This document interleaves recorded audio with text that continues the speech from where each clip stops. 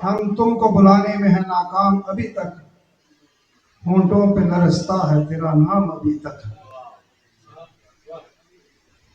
جب بھی ادب کی دنیا میں کوئی بھی تذکرہ اور نام لیا جائے گا اور لیتا ہے کوئی، تو زبان سے، الفاظ سے بے شک اس شخصیت کو نہ بھی یاد کیا جائے تو دل میں اس کی یاد ضرور آ جاتی ہے۔ تو جن کی یاد میں آج کی یہ نظم مشاعرہ سجائی گئی ہے، ڈاکٹر سلمان عبداللہ ڈار صاحب،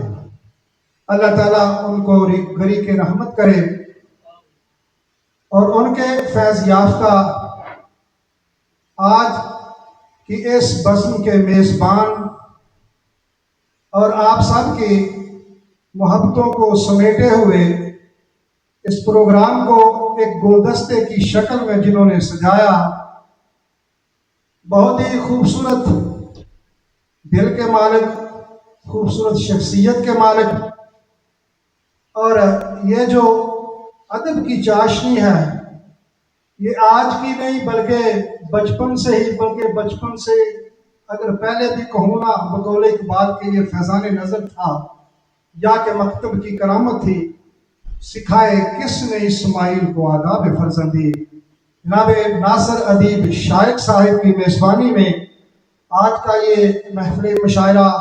جس کا آغاز خالق و مالک کے پاک نام سے ہوتا ہے، تو نامور شعراء کرام اور سامعین ماشاءاللہ سخن ور لوگ بھی ہیں، سخن شناس لوگ بھی موجود ہیں، تو ان کی موجودگی میں